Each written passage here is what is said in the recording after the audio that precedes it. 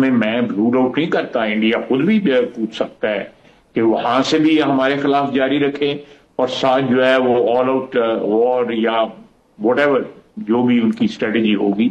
ये इसके बारे में हम पूरी तैयारी करके बैठे हुए हैं और अगर कोई ऐसा हमें मौका देता है पाकिस्तान तो हम उसको भरपूर एक शिक्षा प्रदान करना चाहेंगे उसको कि कैसे एक जिम्मेवार नेशन को अपने पड़ोसियों से बिहेव करना चाहिए। तैयारी है या हमारी जो अलर्ट जो है हमारा वो मैक्सिमम है, बिल्कुल किसी सूरत में भी हम इंडिया को ट्रस्ट नहीं कर सकते। नहीं, मैं नजरअंदाज तो कतई तौर पे नहीं करूंगा। मैं तो एक आपको एनालिसिस दिया है, हम नजरअंदाज नहीं कर रहे। हमारे जो तैयारी है या हमारी जो अलर्ट जो है हमारा वो मैक्सिमम है, बिल्कुल किसी सूरत में भी हम इंडिया को ट्रस्ट नहीं कर सकते। मैं तो एक पॉलिटिकल वर्कर की हैसियत से जो सिचुएशन है उसको ये एनालाइज किया है, लेकिन उसमें मैं रूल आउट नहीं करता। इंडिया खुद भी पूछ सकता है कि वहां से भी हमारे खिलाफ जारी रखे और साथ जो है वो ऑल आउट वॉर या व्हाटएवर जो भी उनकी स्ट्रेटेजी होगी वो हमारे और उनका जो आपस में जो सरहद है उसके ऊपर भी कोई इनकर्जन करे, कोई अटैक करे या कोई इज्तिमा करे अफवाज का जो है जो उनकी सरहद है उस पर। 1.0 तो देखिए, मैं तो ये कहना चाहूंगा कि मूवी शुरू भी नहीं हुई थी, सिर्फ एक ट्रेलर दिखाया गया था और ट्रेलर के बाद 88 घंटे में वो ट्रेलर खत्म हो गया था।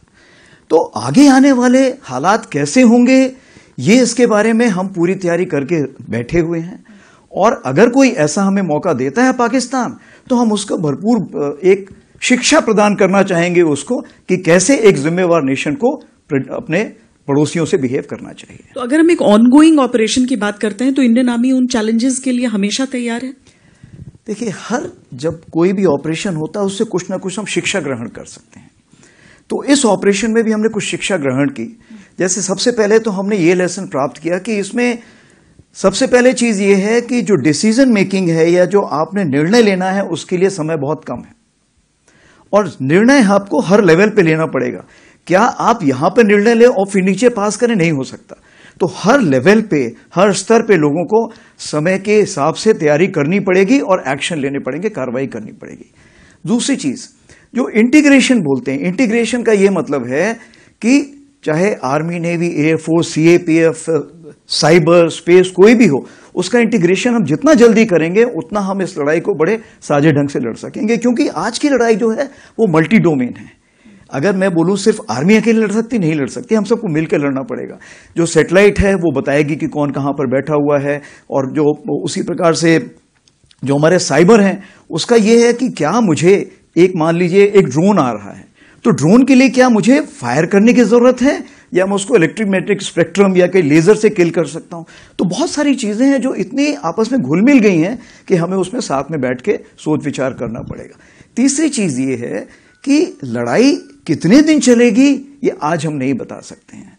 हमने तो लड़ाई तकरीबन मान लीजिए 88 घंटे में की, कल कोई 4 महीने भी चल सकती, 4 साल चल सकती है।